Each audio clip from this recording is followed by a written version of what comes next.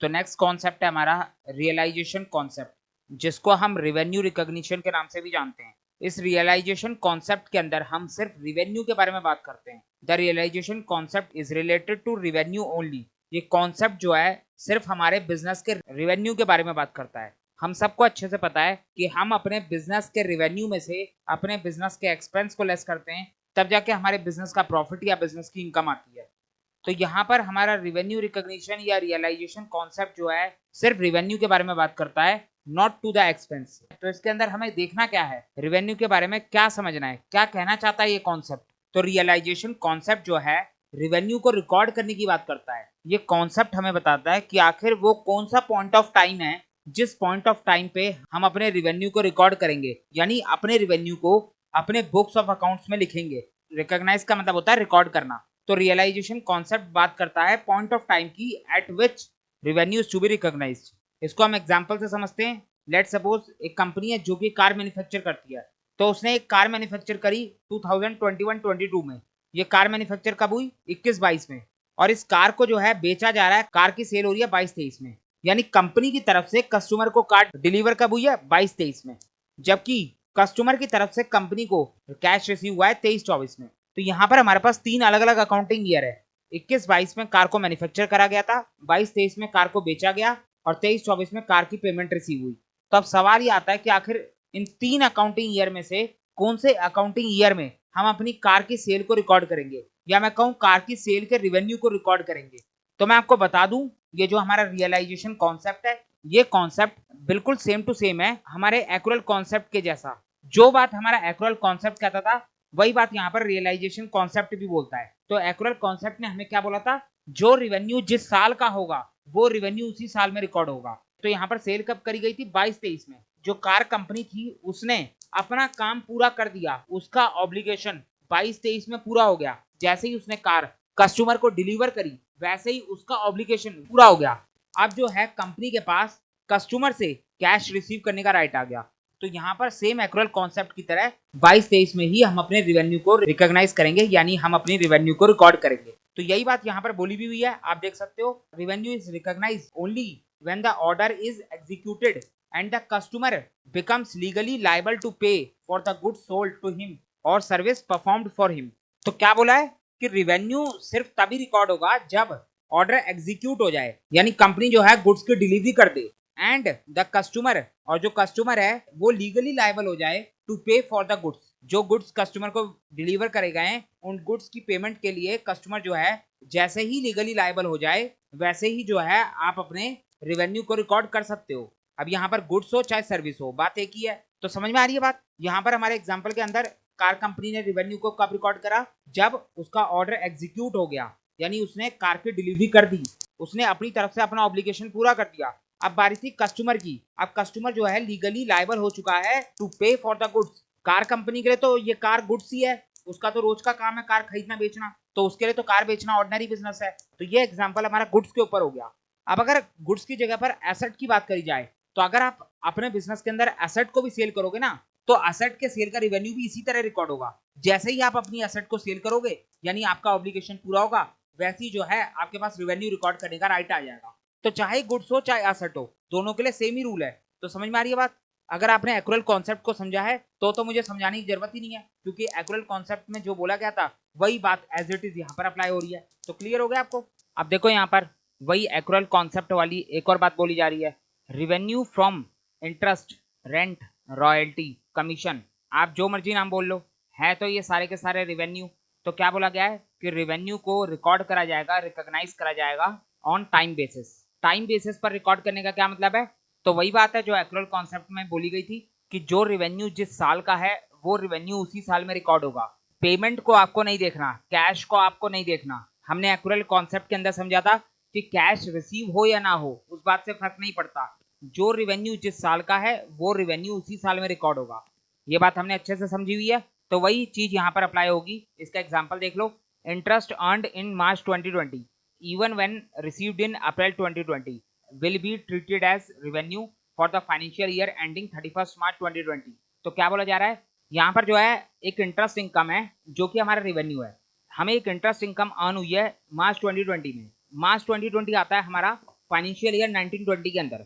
तो 1920 में हमने एक इंटरेस्ट इनकम अर्न करी है, लेकिन ये इंटरेस्ट इनकम हमें रिसीव कब हुई है? ये हमें रिसीव हुई है अप्रैल 2020 में। अप्रैल 2020 का मतलब हो गया फाइनेंशियल ईयर 2021। तो सिंपल सी बात बोली गई है कि एक इंटरेस्ट इनकम है, यानी आपका एक रेवेन्यू है जो कि आपने अर्न करा है मार्च 2020 में, यानी 1920 में। लेकिन ये इंटरेस्ट इनकम, ये रेवेन्यू जो है आपको रिसीव हो रहा है नेक्स्ट ईयर 2021 में। तो यहाँ पर एक सिंपल सा सवाल है कि आपको इंटरेस्ट अर्न को देखना है या फिर इंटरेस्ट रिसीव को देखना है। अगर आप इंटरेस्ट अर्न को देखते हो तो आप अपनी इस इंटरेस्ट की इनकम को 1920 में रिकॉर्ड करोगे।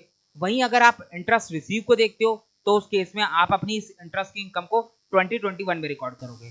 तो अगर हम एक्रुअल बेसिस की बात करें तो एक्रुअल बेसिस हमें क्या बोलता था कि हमें जो है कभी भी रेवेन्यू रिसीव को नहीं देखना, इनकम रिसीव को नहीं देखना, कैश रिसीव को नहीं देखना। हम जो है हमेशा रेवेन्यू अर्न को देखेंगे, इनकम अर्न को देखेंगे।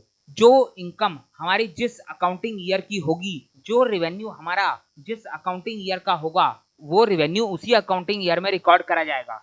तो एक्रुअल बेसिस के हिसाब से अगर हम बात करें तो ये जो इंटरेस्ट इनकम है ये हमने अर्न करी है मार्च 2020 में।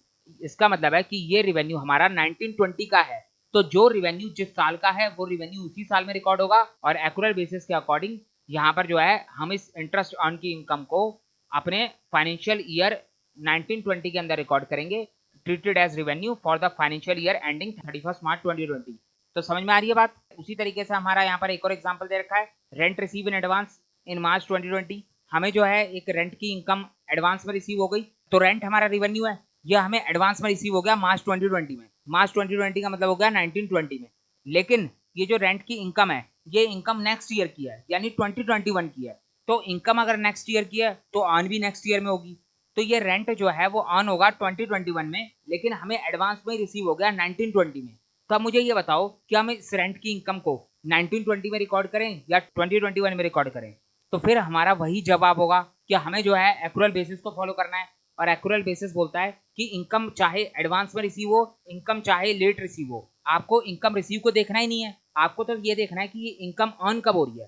तो यहाँ पर हमें इनकम अर्न होगी 2021 में, ना कि 1920 में। तो जिस ईयर में आपकी इनकम अर्न होगी उसी ईयर में आप अपनी इनकम को रिकॉर्ड करोगे। तो यहाँ पर ये जो हमारी रेंट रिसीव की इनकम है ये हमारी 1920 में रिकॉर्ड ना होते हुए 2021 में रिकॉर्ड करी जाएगी, treated as revenue for the financial year beginning from April 2020। तो समझ में आ गई बात? क्लियर हो गया आपको? अब देखो यहाँ पर दो नोट दे रखे हैं, इसको भी ध्यान से सुन लो। पहला नोट है हमारा, any change in the value of an asset is to be recorded only when the business realises it. तो क्या बोला गया है? Any change in the value of asset, अगर एसेट की वैल्यू में कोई चेंज आता है तो उस चेंज को हम सिर्फ तभी रिकॉर्ड करेंगे जब हम उस एसेट को बेचने वाले होंगे। तो देखो हमें कॉस्ट कॉन्सेप्ट के अंदर ये बात अच्छे से बताई गई है कि हम अपनी एसेट को हमेशा हिस्टोरिकल कॉस्ट वैल्यू पे रिकॉर्ड करते हैं, यानी हम अपनी एसेट को हमेशा कॉस्ट प्राइस पर रिकॉर्ड करते हैं। और ये बात भी हमें अच्छे से पता है कि हमारी एसेट तब तक ही कॉस्ट वैल्यू पर रिकॉर्ड होती है जब तक बिजनेस उस एसेट को सेल ना करने जा रहा हो। तो यही बात यहाँ पर बोली है कि अगर आपके एसेट की मार्केट वैल्यू में कोई भी चेंज आता है, चाहे एसेट की वैल्यू बढ़ती है या कम होती है, उस मार्केट प्राइस के चेंज को आप तभी रिकॉर्ड करोगे जब आप अपनी एसेट को बेचने जा रहे हो। इसको अगर एग्जांपल से समझे, when an asset is recorded at historical cost of 5 lakh rupees. तो एक एसेट है हमारे पास जिसका हिस्टोरिकल कॉस्ट प्राइस है 5 लाख। तो अब हमें बोला गया है कि कुछ सालों बाद जो है इस एसेट की मार्केट प्राइस कितनी हो चुकी है? वो हो चुकी है 15 लाख। जब हमने इस एसेट को परचेज करा था तब इसकी कॉस्ट प्राइस 5 लाख थी, लेकिन कुछ सालों के बाद इस एसेट की करंट कॉस्ट प्राइस, यानी जो इस एसेट की मार्केट प्राइस है, वो हो चुकी है 15 लाख। तो यहाँ पर बोला गया कि ये जो 5 लाख से 15 लाख का चेंज है, क्या आप इस चेंज को दिखाओगे? क्या आप इस चेंज को काउंट करोगे? तो बिल्कुल नहीं, हम इस चेंज को काउंट नहीं करेंगे, क्योंकि हम कॉस्ट कॉन्सेप्ट को फॉलो करते हैं। और वो बोलता है कि जिस प्राइस पर आपने अपनी एसेट को परचेज करा था वही प्राइस आपकी एसेट का कॉस्ट प्राइस कहलाएगा। उसके बाद आने वाले सालों में आपकी एसेट का मार्केट प्राइस जितना मर्जी चेंज होता रहे, उस चेंज को आपने इग्नोर करना है और हमेशा अपनी एसेट को कॉस्ट प्राइस पर ही रिकॉर्ड करना है। ये जो मार्केट प्राइस का चेंज है ये सिर्फ तभी कंसीडर किया जाएगा जब आप अपनी एसेट को बेचने वाले हो। तो समझ में आ रही है बात? अब सेकंड नोट देख लो। सेकंड नोट कह रहा है, accountants follow a more conservatism path, they try to cover all probable losses but do not count any probable gain. That is to say, if the accountant anticipate decrease in value, they count it. But if there is increase in the value, they ignored it until it is realized. तो क्या बोला जा रहा है? ध्यान से सुनो। यहाँ पर हमारा एक कॉन्सेप्ट आता है जो कि हमारा कंजर्वेटिज्म कॉन्सेप्ट। अभी जो है हम अपने आने वाले कॉन्सेप्ट के अंदर कंजर्वेटिज्म कॉन्सेप्ट पढ़ेंगे। मैंने आपको स्टार्टिंग में बताया था यहाँ पर कि हम ये सारे कॉन्सेप्ट पढ़ने वाले हैं। अभी हम पढ़ रहे हैं हमारा रियलाइजेशन कॉन्सेप्ट, उसके बाद हम ड्यूल एस्पेक्ट कॉन्सेप्ट पढ़ेंगे और उसके बाद आएगा हमारा कंजर्वेटिज्म कॉन्सेप्ट। तो ये जो कंजर्वेटिज्म कॉन्सेप्ट है इसी के अंदर हमें कुछ बातें बताई गई है और उन्हीं बातों के ऊपर हमारा वो सेकंड नोट है। तो अभी सेकंड नोट के अंदर मैं आपको थोड़ी बहुत बातें बता रहा हूँ, बाकी जो डिटेल बातचीत होगी हमारी कंजर्वेटिज्म के ऊपर वो तभी होगी जब इस कॉन्सेप्ट की बारी आएगी। तो क्या कह रहा था हमारा सेकंड नोट, चल के देख लेते हैं। तो ये नोट हमसे कह रहा है कि अकाउंटेंट जो है वो कंजर्वेटिज्म कॉन्सेप्ट को फॉलो करते हैं, कंजर्वेटिव पाथ पे चलते हैं। कंजर्वेटिव का मतलब क्या होता है, ध्यान से समझो। कंजर्वेटिव का मतलब होता है कि आपको अगर लगता है कि आने वाले सालों में आपका कुछ लॉस होने वाला है तो उस लॉस के लिए अभी से पैसा बचाना शुरू कर दो, ताकि जो है आगे जाके जब वो लॉस एक्चुअल में हो जाए तो उस टाइम पर आपको एकदम से झटका ना लगे, एकदम से आपके ऊपर फाइनेंशियल बर्डन ना आए। तो ये तो अच्छी बात है कि अगर आपको ऐसा लगता है कि फ्यूचर में आपको कुछ लॉस होने वाला है तो आप उस लॉस के लिए अभी से तैयारी शुरू कर दो। तो बिल्कुल यही बात यहाँ पर बोली गई है, they try to cover all probable losses. ये कह रहा है कि आपको जो आने वाले टाइम पर प्रोबेबल लॉसेस होने वाले हैं, प्रोबेबल लॉसेस का मतलब होता है एंटीसिपेटेड लॉसेस। आप एंटीसिपेट कर रहे हो कि आपको अगले साल ये लॉस होने वाला है, तो आपको क्या करना है, आपको इस लॉस के लिए अभी से तैयारी शुरू कर देनी है। जिन्होंने 11th 12th में अकाउंट्स पढ़ी होगी उनको मालूम होगा कि हम डाउटफुल डेट के ऊपर प्रोविजन बनाते थे, तो वो प्रोविजन इसी कॉन्सेप्ट को लेकर बनाया जाता था। हमें लगता था कि हमारा जो डेटर है वो डूबने वाला है, हमें इससे पैसा रिसीव नहीं होगा, तो हम अभी से अपने आने वाले लॉस के लिए प्रोविजन बना के चलते थे, अभी से उस लॉस को अपने बुक्स ऑफ अकाउंट्स के अंदर रिकॉर्ड करके चलते थे। यहाँ पर इससे समझो हमारे पास दो अकाउंटिंग ईयर है, 1920 और 2021। तो अब यहाँ पर क्या बोला गया है कि अगर 1920 में आपको लग रहा है कि नेक्स्ट ईयर 2021 में आपका कोई लॉस होने वाला है, 1920 में आपको लग रहा है कि 2021 में आपका कोई एंटीसिपेटेड लॉस है, तो आपको क्या करना है, आपको अपने इस एंटीसिपेटेड लॉस को एक्चुअल लॉस में बदलने का इंतजार नहीं करना, आपको 20-21 का इंतजार नहीं करना, बल्कि जैसे ही आपको लगता है कि आपको फ्यूचर में लॉस होने वाला है वैसे ही जो है आप अपने इस लॉस को अपने बुक्स ऑफ अकाउंट्स के अंदर रिकॉर्ड कर दो। तो लॉस आपको फ्यूचर में होगा, लॉस आपका एंटीसिपेटेड है, लेकिन आप इसको पहले ही 1920 के अंदर रिकॉर्ड कर दोगे।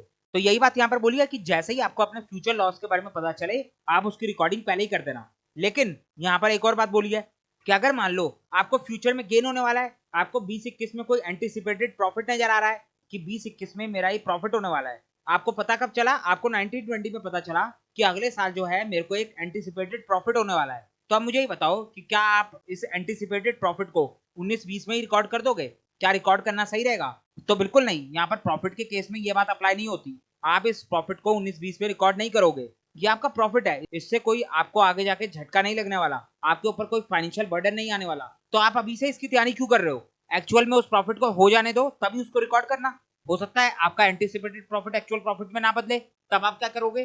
तो इसीलिए अकाउंटिंग ने हमें बोला कि हमें कंजर्वेटिज्म कॉन्सेप्ट को ध्यान में रखते हुए चलना है, जो हमें बोलता है कि अगर आपको फ्यूचर में कोई लॉस होने वाला है तो उस लॉस की तैयारी आप पहले से शुरू कर दो, लेकिन अगर आपको फ्यूचर में कोई गेन होने वाला है तो उस गेन के लिए आपको पहले से कोई तैयारी करने की जरूरत नहीं है। वो एंटीसिपेटेड गेन है, एंटीसिपेटेड प्रॉफिट को आप एक्चुअल प्रॉफिट में बदलने दो। जब आपका एंटीसिपेटेड प्रॉफिट एक्चुअल प्रॉफिट में बदल जाए तभी जाके आप उस प्रॉफिट की रिकॉर्डिंग करना। तो समझ में आ रही है बात? They try to cover all probable losses. ये कॉन्सेप्ट हमसे बोलता है कि आप अपने सारे प्रोबेबल लॉसेस को तो अपने बुक्स ऑफ अकाउंट्स में कवर करोगे, लेकिन अपने प्रोबेबल गेन्स को अपने बुक्स ऑफ अकाउंट्स में रिकॉर्ड नहीं करोगे। Do not count any probable gains, that is to say if accountant anticipate decrease in value they counted, but if there is increase in value they ignored it until it is realised. तो वही बात यहाँ पर बोली है, अगर accountant को लगता है कि फ्यूचर में आपके किसी चीज की वैल्यू डिक्रीज होने वाली है, वैल्यू डिक्रीज होने का मतलब है कि आपका लॉस होने वाला है, तो अगर आपका लॉस होने वाला है तो आप उसको पहले ही रिकॉर्ड कर दोगे, उसको पहले ही काउंट कर लोगे। लेकिन अगर आपको कोई इंक्रीज इन वैल्यू नजर आ रही है, यानी आपका प्रॉफिट होने वाला है, किसी चीज की वैल्यू बढ़ेगी तो आपका तो प्रॉफिट होगा, तो अगर आपका फ्यूचर में प्रॉफिट होने वाला है तो उस एंटीसिपेटेड प्रॉफिट को आपको अभी इग्नोर करना है, इंतजार करो, उस एंटीसिपेटेड प्रॉफिट को सच में एक्चुअल प्रॉफिट में बदलने दो।